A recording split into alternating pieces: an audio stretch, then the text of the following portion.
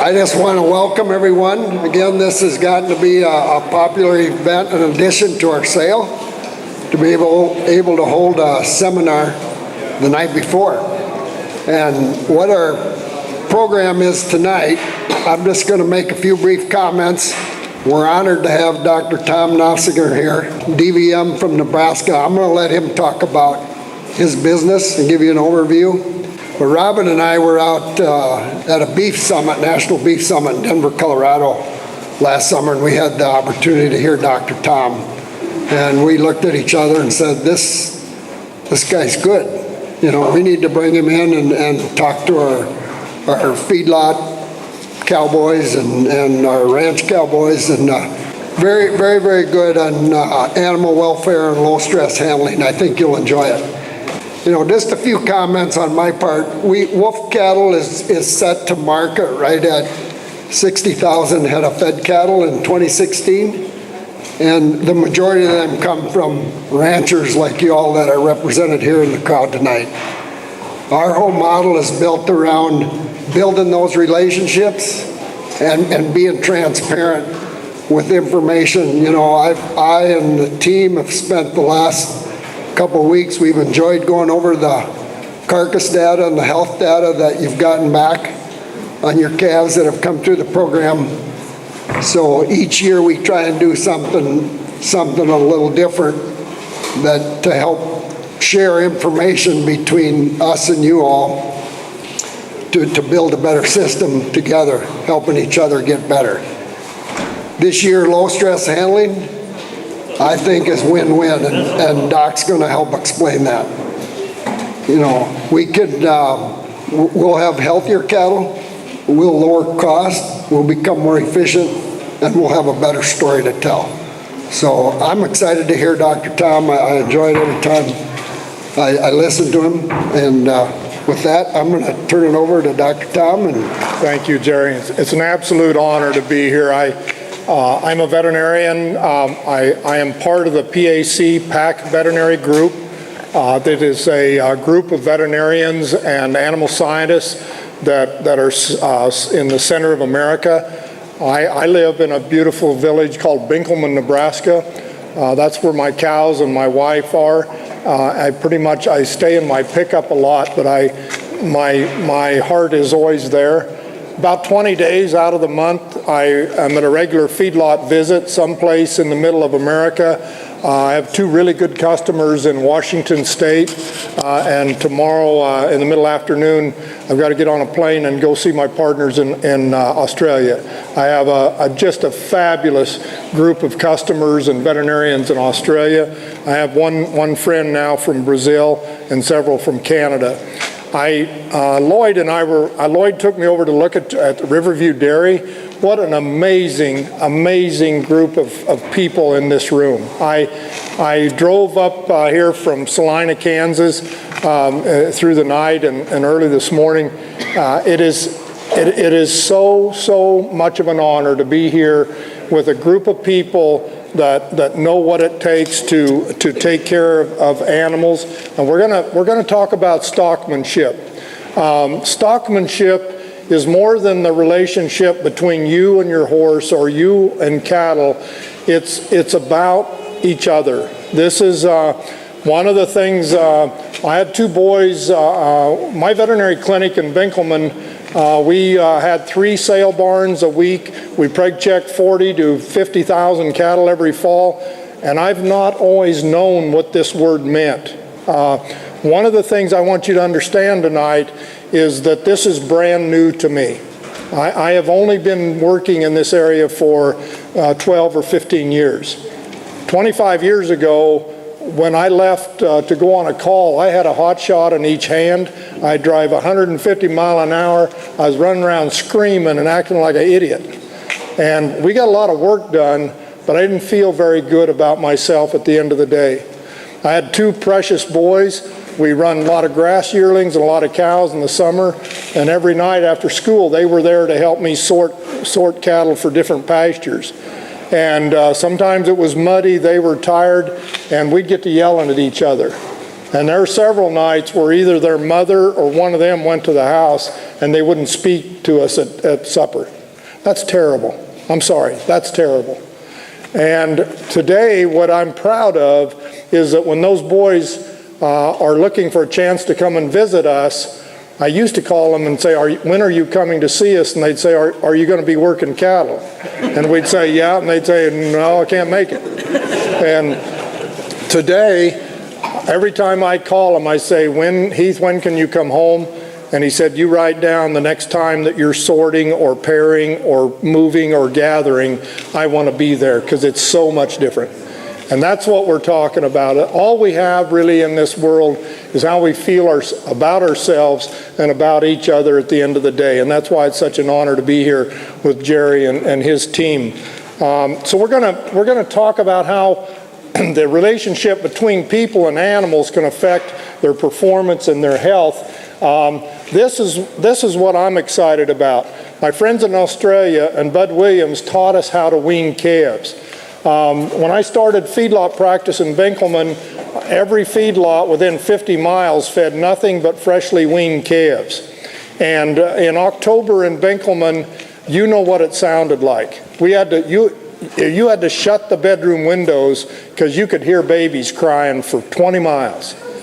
And we thought that was normal. We thought that that's the way cattle acted when you took them away from their mothers. Today, we've got several ranchers that have changed the expectations of weanings. First time I went to Australia, Chris said to me, Dr. Tom, what is your daily gain on cattle the first day of weaning where you live? I said, gain? It takes us 3 weeks to get the shrink back. He said, that's terrible, isn't it? I said, what do you expect? He said, we expect our cattle to gain the same amount of weight the day that they're weaned as they did the day before. I go, what? How could you do that? And so he showed us. And I'll show you some examples of some cattle in western Colorado and some cattle in Australia that actually are glad to get rid of their mothers because then they get to eat the best grass. There's no competition. And we can do that just by changing the way we interact with these animals. There are people in this room that are better at doing what I'm going to be talking about than I am. I know. I've seen some of you work. For those of you that are already highly skilled, all I want to do is for you to never ever take those skills for granted, and I want to guide you into where to really apply those skills. And the other thing I want to inspire you to do is please share your skills with the rest of us.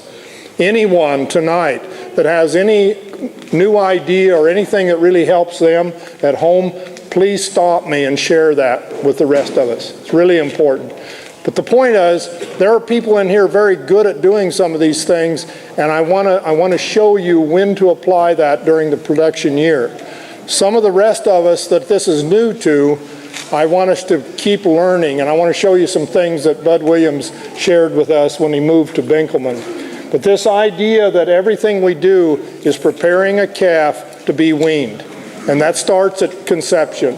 The miracle of conception and birth, and it's just amazing to watch all of those things happen. So all through the production year, we're preparing animals to be weaned.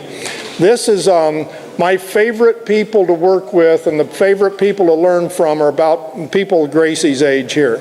Gracie lives in the Panhandle of Nebraska, and every night after school, she takes these little calves out of the pen and takes them about 1.5 miles and puts them up in the corners of the pastures where the cows didn't graze very well last summer. And they'll stay there for Gracie till they're full, and then they come back, and then she takes them out there again the next night. But the relationship between that young child and that horse and those cattle is just truly amazing. So they're using resources that were not used last summer, and Gracie's learning about purchasing feeder cattle. The point I want to make is that caregivers can have a positive impact on cattle performance. When I first started thinking about this, the title of this slide was Caretaker. And I'll show you some examples of people moving cattle from point A to point B, and they get the job done, but they take away from the cattle. Our goal should be to move cattle or do something with cattle, and every time we have an interaction with these cattle, we give to them. We give them confidence. We give them health. We give them performance. So caregiver is a really, really important name. Yes. This is just a tiny list of the people that have shared with me, and by far the genius of stockmanship is Bud Williams on the top of the upper right-hand or left-hand corner. Bud is a person that I convinced to move to Binkelman, and he lived there 5 or 6 years and lived with me and worked with our feedlots, our veterinarians, our cow-calf people, and he changed how we do things. Bud was born in Eastern Oregon. One of the things about geography, there's something about you people that live north of the Mason-Dixon line that are different from the people that live south of it.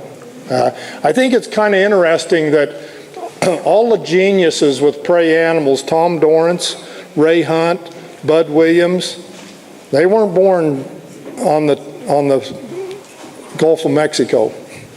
They were born in Oregon or Montana or Washington or out in here, Dakotas.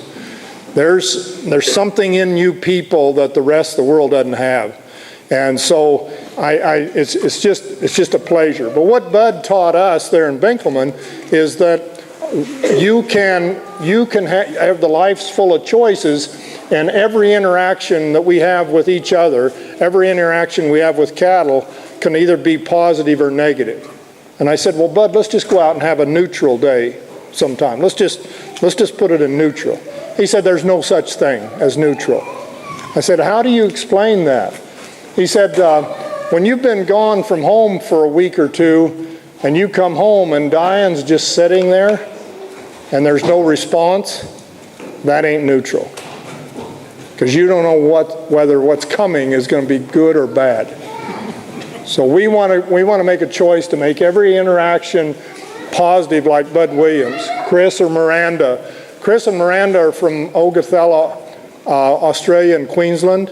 They have 50,000 acres with 1,600 pairs and about 6,000 feral yearlings. But they don't have a very, very big crew. They're just Chris and Miranda and 2 little blonde-headed kids and 20 Kelpie dogs. And they take care of all these animals. It's just amazing. But they know how to do this easily. They know how to do it easily. And they're the people that taught me how to wean calves. So I think what we want to do is share with each other. We want to empower caregivers to have an attitude that every time we're with cattle, we're teaching them. I don't know, if some of you were in here a little early and you watched Stacy ride that black horse in that reining pattern, what was that horse doing? What did you notice about that horse? The horse and her became as one. It was harmony, wasn't there? Harmony, and the horse just responded wherever, how she, her body movement, everything. Yeah. They worked as one. What was his lips and tongue doing? Did you see what he was doing? He was just licking and chewing. licking and chewing. Absolutely. And He was back paying attention what she was doing. yeah. And Bud would talk about language between people and cattle, language between people and horses, and for some reason in my head, I thought it went one direction. But you could see with Stacy that whatever she was communicating to that horse was coming back from that horse. So it's bi-directional. We've come a long ways in our processing barns. We used to have hot shots in our processing barns, and the Cattlemen's Association would ask us to audit what percentage of the cattle had to be hot shotted to get them in the chute. Well, we don't have hot shots in our processing barns anymore, because we found out if you electrocute a calf and his heart rate goes to 240, the vaccine that you were giving him might as well go on the ground. So we don't have anything to audit now. So what can we audit as cattle go into a processing barn? How many are licking and chewing? And that's amazing. So we've got processing crews now that work with these cattle and get them so quiet that as you see these cattle coming up the alley to get to the squeeze chute, every once in a while you'll see a tongue. They want to look nice. So they got their nose all clean and they're just relaxed and they're just licking and chewing. That's a big difference to a veterinarian that used to run around and poke cattle with a hot shot.